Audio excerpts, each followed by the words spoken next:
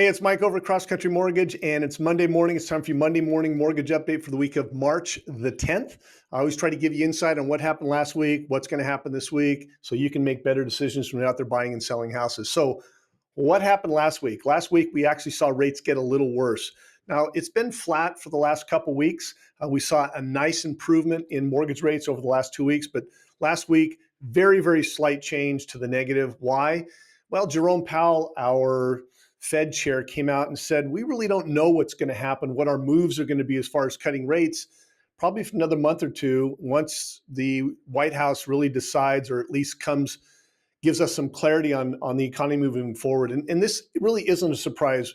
You know, the numbers we've seen up to this point really are the finishing numbers of the Biden administration's and those policies. Now that Trump has been in the White House for 6 weeks, we really won't see those numbers for another month or two.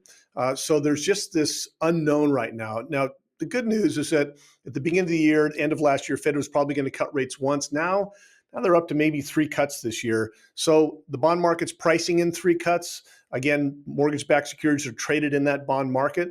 Bond traders look long-term, so they're pricing in 3 cuts in 2025, which again doesn't impact mortgage rates directly. We know that the Federal Reserve, when it cuts rates, that impacts short-term rates. Long-term rates are 30-year rates. So what are we looking at this week?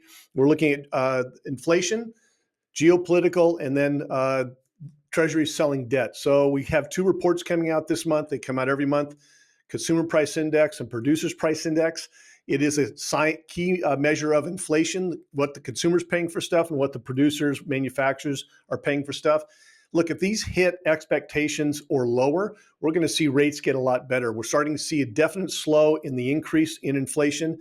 So this number this month will replace last year's number, and we expect it to be flat. So let's hope that we really are starting to see some signs of flattening inflation numbers. We're looking at geopolitical tariffs and really the debt ceiling and what the Trump administration is doing moving forward. So tariffs, they've been on and off and on and off, and it's creating a lot of uncertainty with bond traders.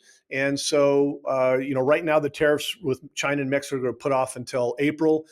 They're not going to do tariffs on car loans. So that really, every time a tariff's going to hit, Trump seems to delay that. He's using it as a negotiating tactic, but it does cause some uncertainty in the market. And then really what's happening with the debt ceiling. So as we know in the past, they keep raising the debt ceiling. We can incur more debt. And the plan with the Trump administration is they weren't going to raise it. But now they're going to raise it, hoping that by June, we're going to have put the tariffs in place. We're going to kind of know how that's going to impact the economy, a balanced budget, and then revamping our tax code. So we're probably going to see the debt ceiling raise this week, and then really look at some impactful things we're going to do in June. And that could impact rates this week because uncertainty, printing money, all of that is inflationary. And so that could cause maybe some volatility in the market. We could see rates go up a little bit depending on how that plays out this week. And then the last thing is the Treasury. We know the Treasury pays the bills and the Federal Reserve sets policy. The Treasury is selling debt. They sell it every single month to raise money to pay the bills. They're selling a 3-year note, a 10-year, and then the 30-year bond. So we really don't pay a lot of attention to the short-term rates, but the 30 years is basically a lookalike on mortgage-backed securities, which most of them are 30 years. So depending on the appetite in the bond market, how many people buy that 30-year bond really could impact rates in a positive way if there's a big appetite for it. So that's what's affecting the market this week. We're floating, starting out the week floating. We're going to expect a lot of volatility. We really could move to a locking position this week. If you have any questions about the market, about interest rates, don't hesitate to give me a call. Have a fantastic day, and we'll talk to you soon. Bye-bye.